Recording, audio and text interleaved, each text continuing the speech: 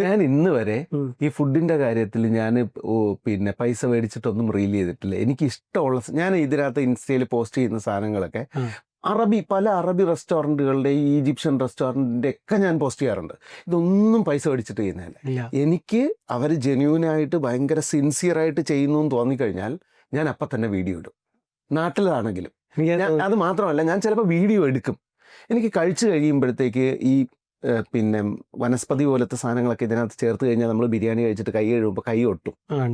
അങ്ങനെയൊക്കെ ഉണ്ടെങ്കിൽ ചില സ്ഥലത്ത് ഇപ്പോൾ കോഴിക്കോട് ഒരു സ്ഥലത്ത് പോയിട്ട് നല്ല മന്തിയായിരുന്നു, പക്ഷെ അതിനകത്ത് ഈ വനസ്പതി ഇല്ലേ, വനസ്പതി, മാർജറിൻ, പിന്നെ വെജിറ്റബിൾ ഗീ എന്നൊക്കെ പറയുന്ന സാധനങ്ങൾ ശരീരത്തിന് ഭയങ്കര കേടുള്ള സാധനങ്ങളാണ്.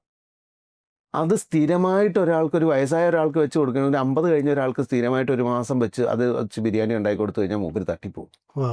എന്ന് വെച്ചാൽ അത്രയും കൊളസ്ട്രോൾ കൂട്ടുന്ന സാധനമാണ് ഈ മാർജറിൻ, വനസ്പതി, വെജിറ്റബിൾ ഗീ. അപ്പോൾ ഇത് ഫുഡിൽ ചേർക്കുന്നത് എനിക്ക് ഇഷ്ടമുള്ള കാര്യമല്ല. അപ്പോൾ എനിക്ക് കഴിച്ചു കഴിഞ്ഞിട്ട് ഞാൻ കൈ കഴുകുന്ന സമയത്ത് കയ്യിൽ മുഴുവൻ കണ്ടിട്ടുണ്ടോ, തുടച്ചാലേ അത് കളറിൽ അതിൽ കളർ നമ്മൾ ടിഷ്യൂ എടുത്തിട്ട് കുറച്ച് കഴിഞ്ഞാൽ അതിനകത്ത് കളർ ഇറക്കം വരും. പക്ഷെ നമ്മൾ സാധാരണ ഓയിലിൽ ബിരിയാണി ഉണ്ടാക്കിയാലോ വെളിച്ചെണ്ണയിൽ ബിരിയാണി ഉണ്ടാക്കിയാലോ നെയ്യിൽ ബിരിയാണി ഉണ്ടാക്കിയാലോ ഈ മീറ്റ് ചിലപ്പോൾ അവർ പറയും ഇത് മീറ്റിൻ്റെതാണ്. മീറ്റിലൊന്നും അങ്ങനെയില്ല. നമുക്ക് പച്ചവെള്ളത്തിൽ കൈ കഴുകിയാൽ പോകുന്ന സാധനങ്ങൾ മാത്രമേ ഉള്ളൂ മീറ്റിൻ്റെ ഫാറ്റിൽ. അപ്പോൾ ഈ സാധനം അഡീഷണൽ ആഡ് ചെയ്യുന്ന സാധനങ്ങളാണ്. അപ്പോൾ ആ സാധനം ചേർത്ത് കഴിഞ്ഞാൽ ഞാൻ പിന്നെ ആ വീഡിയോ ഇടില്ല. ഒരു കടയിൽ ഏറ്റവും കുഞ്ഞു കടയായിക്കോട്ടെ, ജെന്യൂനായിട്ട് ഫുഡ് ഉണ്ടാക്കുകയും നമ്മൾ അവിടെ കാണുമ്പോൾ അറിയാം, അവിടെ കണ്ണാടി അലമാരയൊക്കെ കുറേ പലഹാരങ്ങൾ കൊണ്ട് നിറഞ്ഞിരിക്കും. എനിക്ക് കച്ചവടം ചെയ്യണമെന്ന് അവൻ്റെ കണ്ണാടി അലമാര കാണുമ്പോൾ അറിയാം. അവിടെ ബീഫിനൊക്കെ നല്ല ടേസ്റ്റ് ആയിരിക്കും, അവിടെ ചിക്കനൊക്കെ നല്ല ടേസ്റ്റ് ആയിരിക്കും. സത്യം.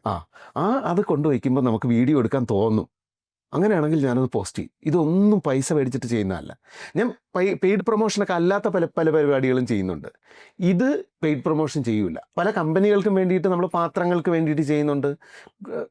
ഫുഡിൻ്റെ കാര്യത്തിലൊന്നും ഞാൻ അധികം ഞാനത് നേരിട്ടിട്ട് അറിഞ്ഞിട്ടുണ്ട്. കാരണം ഒരു പൈസ പോലും വാങ്ങാതെ കൂടുതൽ പരിചയമൊന്നും ഇല്ലാണ്ട് ഒരു എന്താ പറയുക ഭക്ഷണം കഴിച്ചിട്ട് അത് ഇഷ്ടപ്പെട്ടിട്ട് അത് നാച്ചുറലാണ്, അതിനകത്ത് കൃത്രിമത്വമില്ല, ആത്മാർത്ഥമായിട്ട് ഇതിനെ സ്നേഹിക്കുന്ന ഒരു വ്യക്തിയുടെ കൈകൊണ്ട് ഉണ്ടാക്കിയതാണെന്ന് തോന്നുമ്പോൾ ഒരു 50,000 രൂപയൊക്കെ വാങ്ങി ചെയ്യേണ്ട സംഭവങ്ങൾ ഫുൾ ഫ്രീ ആയിട്ട് ചെയ്തു കൊടുക്കുന്നത് അറിഞ്ഞപ്പോൾ ഇന്നത്തെ ഈ ഒരു കാലഘട്ടത്തിൽ ആരെയും കിട്ടൂല.